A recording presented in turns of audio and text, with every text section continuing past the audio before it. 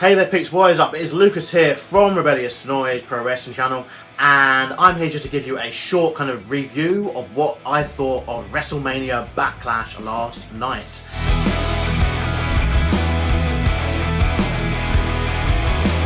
Check out our full analysis tonight live on YouTube from 5 PM UK time.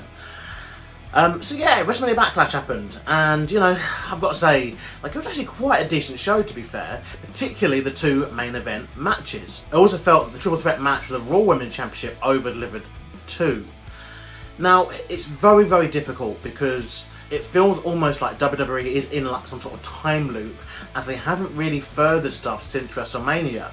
But last night, it seemed that they were making some strides to do so, particularly following the main event of the evening. Firstly though, let's get to that Raw Women's Championship match. Now this match, I felt very much so that it was going to be Charlotte's to win, because she was meant to win at WrestleMania. I thought that this would just be them correcting that kind of mistake, so to speak, of Rhea Ripley being the champion. But it seemed that they do have some sort of faith with Rhea, and that this was a way just to tease us getting Rhea versus Charlotte Flair in the future. Now this makes sense because obviously with Becky Lynch still out due to maternity leave, and now Ronda Rousey not likely to return to the company for at least 2 years, it does seem that Charlotte versus Rhea Ripley is the biggest female match they could probably come up with. So it is best to maybe tease that and wait that out maybe until SummerSlam. But we'll see as the weeks go on, as they do like to do these things, you know, just like that. And particularly with Raw's ratings decreasing, they might look to hotshot this very fast. But please, WWE, give this feud the time it deserves. I mean, last year we got a taster, but I think they can do better. We also saw new SmackDown Tag Team Champions on the show. Yeah, you know, I would like to see the Dirty Dogs continue, but it just probably makes sense for what they're going to do coming next. I felt as well the triple threat match between Braun Strowman, Drew McIntyre and Bobby Lashley was phenomenal. Honestly, some of Braun's best work he's ever done was in this match. You know, I feel very strongly that Braun's been misused, that he's just not been doing the right thing for quite some time, but I think this was the strongest he's looked since his feud way back when he was facing Roman Reigns, you know, tipping over ambulances and stuff. I felt that the spots in this were really creative, they were really fun, the pace was really good of this match. I think it was only a 15-minute match, which I mean, obviously it's long for a singles match or a TV match, I guess, but in terms of, you know, a main event match, we're used to these longer matches, which we did get obviously in the actual main event, which is the Universal Championship match, which I'll get to very soon. Yeah, it did feel like a big deal, you know, having these three compete for the championship, and Braun in particular looked really strong. Some of the stuff he did, the dive off the apron, the powerbomb to Drew through the announce table, that was incredible. I'm a bit concerned that he took the pinfall though, because it just seemed like maybe they're going to still go down the route of Drew versus Lashley in some Hell in a Cell, which again, that was a massive shocker last night, getting not only the Zombies part of the show, which we'll talk about later on.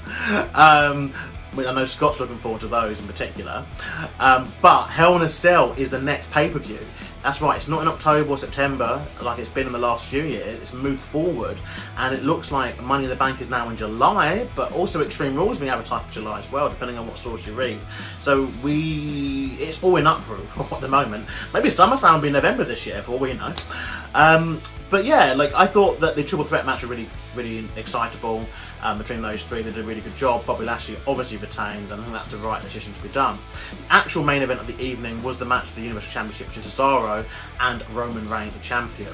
Now this was incredible. Like, Cesaro they got given the time to show a story, really tell a story and do stuff in there. And it's stuff like this where you realise that the WWE product is so well polished.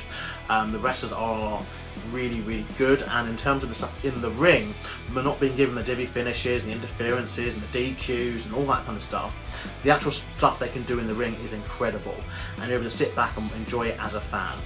Obviously, I think, you know, I was obviously in the majority of people who knew that Cesaro wasn't really going to win this, but they did a good job of really setting him as it.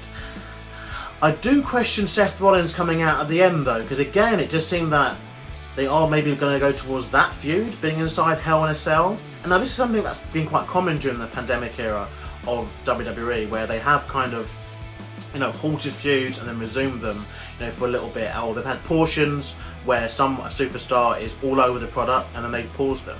Same way they've done with Sasha Banks. She's been in the Women's Championship picture now for ages, and they've now just paused her, and we're not too sure when she's going to be returning or when she's going to want that championship back. And it seems the same thing here with Seth, where he hasn't been on pay-per-view outside of WrestleMania this year, but now it seems that maybe he's going to be part of the main feud on SmackDown. But look, those are my thoughts. I quite enjoyed it, but the pacing was pretty cool. It's nice that they gave matches time. It was good to see the SmackDown tag titles back on. And yeah, I thought the zombies were pretty cool. You know, it's a bit cheesy, but it's WWE for you.